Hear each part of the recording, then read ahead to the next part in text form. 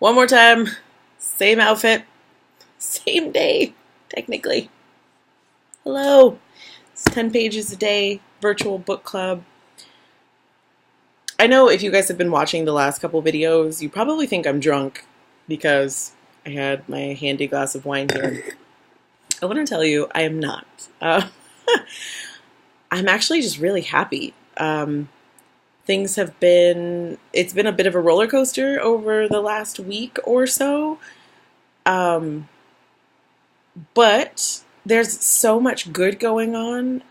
I've kind of chosen joy, and in doing so, it's just completely affected all of this.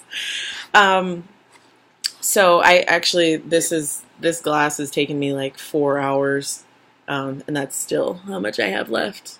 So as you can tell, not drunk, just happy.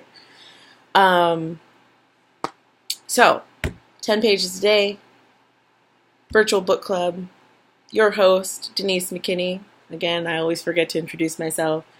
For those of you who are jumping in here, we are on page 111 through the top, almost all the way through page 120 today. On The Code of the Extraordinary Mind by Vishen Lakhiani. For those of you, again, who are just joining and haven't heard, I take the book jacket off because it drives me crazy to have it flapping around as I'm trying to play with my book over here and flip through pages so I can talk to y'all about what we're learning. So, we have just wrapped up chapter 5, talking about refresh rate, set points, how to actually apply these upgraded systems for living, to figure out what your upgraded systems are and start applying them to your life. That's where I get really excited. Again, conceptually, I love concepts. More than that, I love action. How to put those things into action. How to track them to see if they're working and if they're not. And just feels good. So, we move on to part 3, which is recoding yourself, transforming your inner world. I'm telling you, as a transformational coach, like heart starts thumping. Personal growth and development, I'm telling you, I'm like, let's do it all day long. I'm so excited. So, I could do that all day, just sit there and be excited and make faces at you, but I won't. I'm going to get into the material if that's all right with you. So he says, as you gain a new sense of power and freedom from rules, and again, for any newcomers, rules are rules that no longer hold you back, your growth starts to accelerate. You want to do more, be more, and contribute more. I will tell you from experience, that is absolutely true.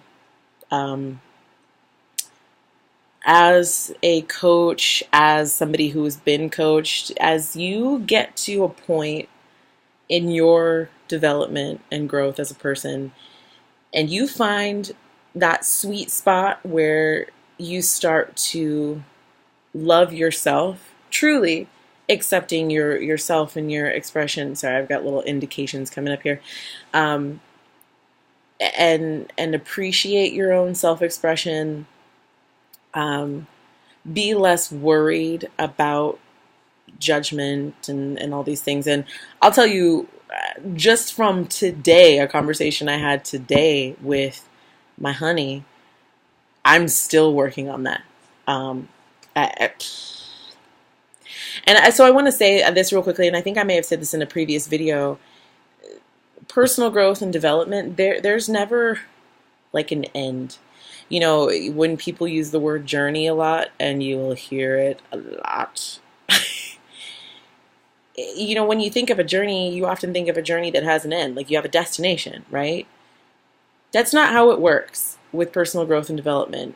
As people, we are constantly evolving and growing, and like I said in the previous video, certain things are going to resonate with us at certain times because of who we are in that moment and doing the dance of life.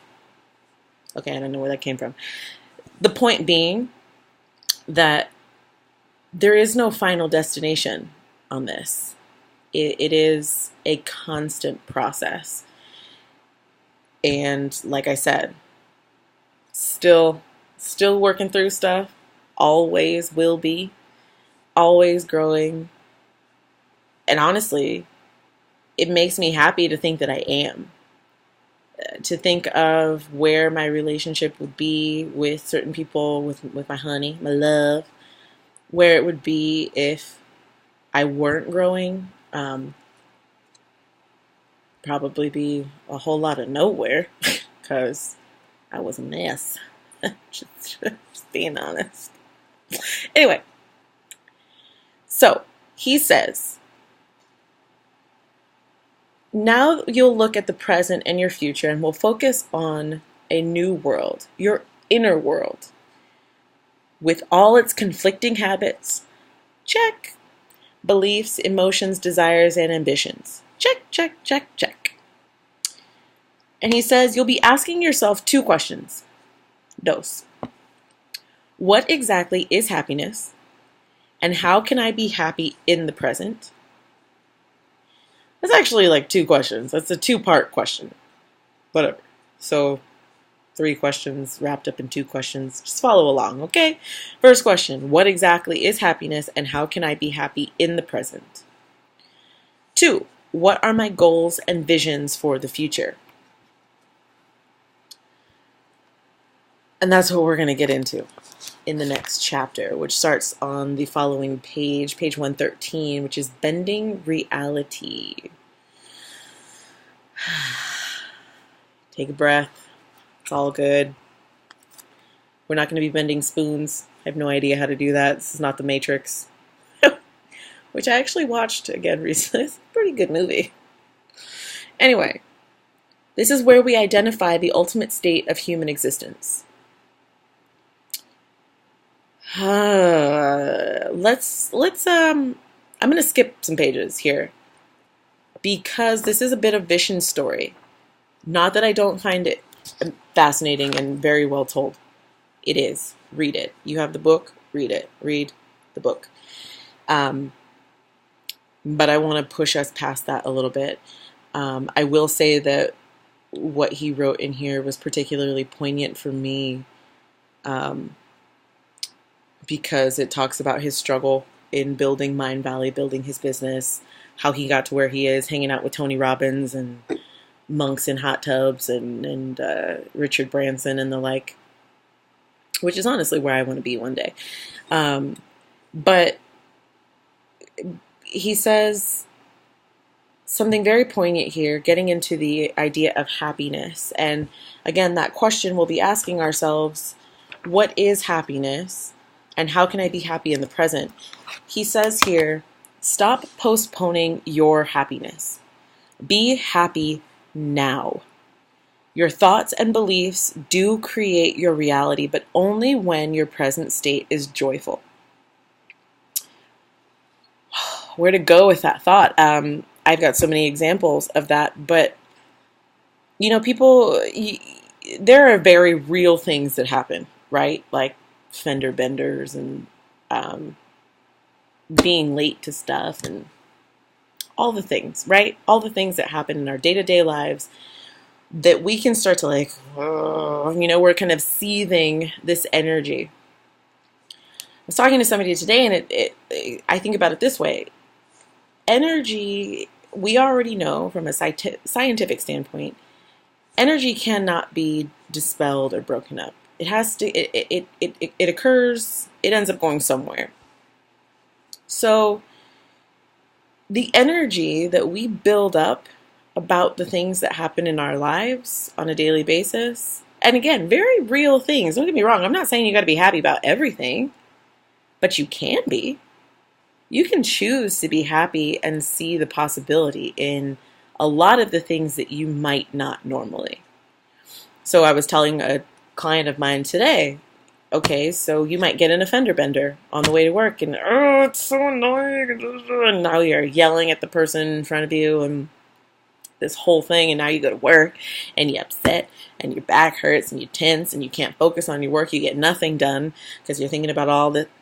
Okay, that's one version of it, right? That's that one version of reality, and that's going to feel very real. All of that, those emotions and that anger and frustration, that's all very real.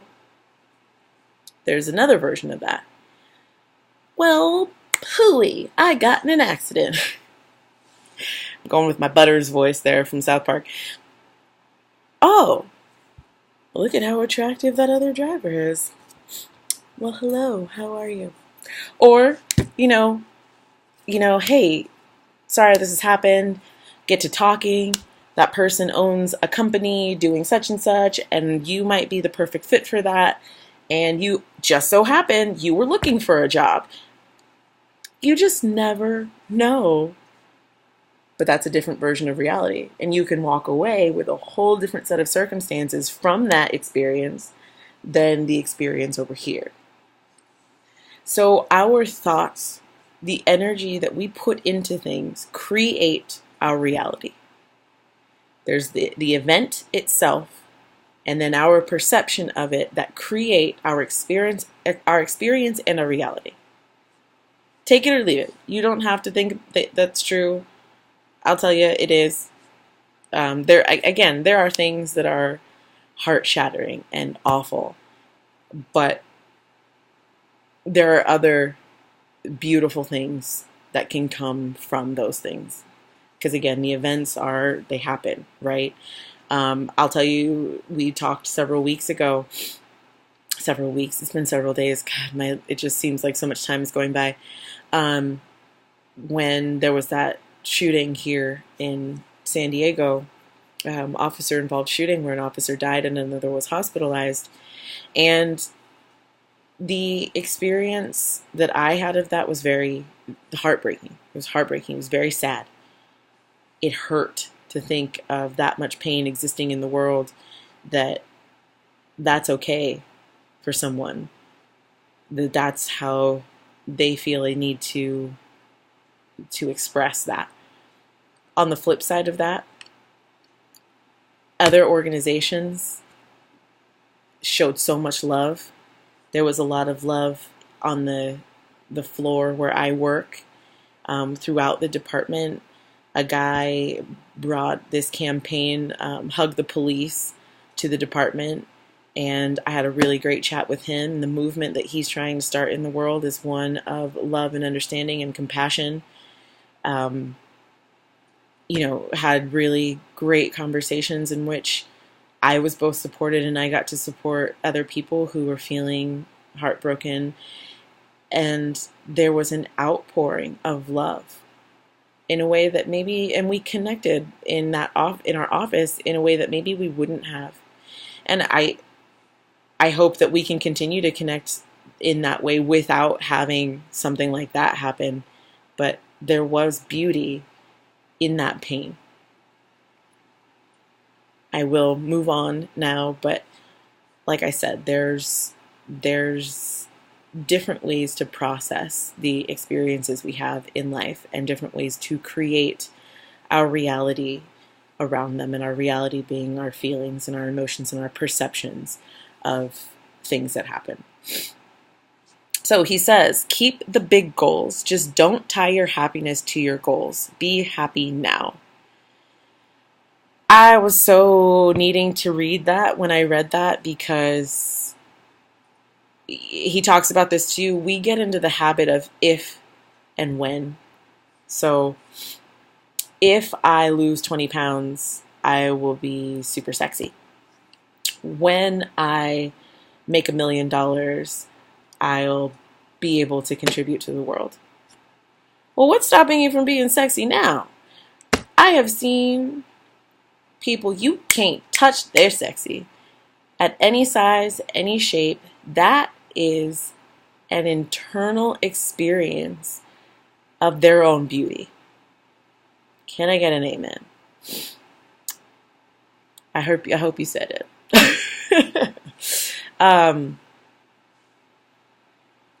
The $1 million. What stops us from contributing in our own way on a daily basis? Like, maybe I can't give $250,000 to a charitable organization, but I can contribute to a positive experience between myself and my customers. I can create joy in the world. I can go to a soup kitchen. There are all these other things. So don't tie your happiness to the hugeness of goals. If you are creating energy and happiness around where you are right now, you appreciate, or I should say this, what you appreciate appreciates. And, people talk about law of attraction all the time, and some people might say it's rubbish. Some people, I'll tell you, when I first heard it, it was kind of like, okay, whatever. The opportunities, the experiences,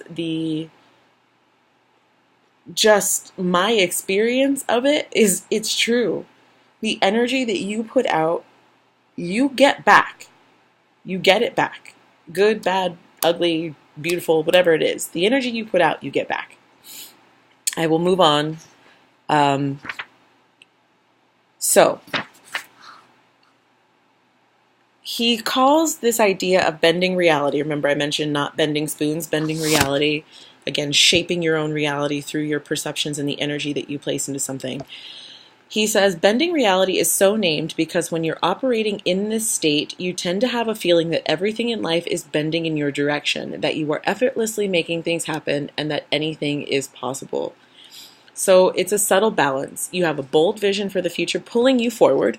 And this is more in the book than what I've been talking about. Yet you're happy in the right now. He references a quote from Paulo Coelho from The Alchemist. Because I don't live in either my past or my future, I am interested only in the present. If you can concentrate always on the present, you'll be a happy man.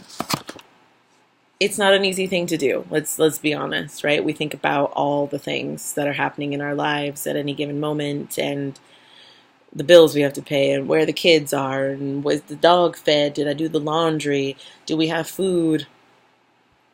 Constant ongoing litany of things that are just happening in our minds. But I encourage you to find joy in the moments that we're in.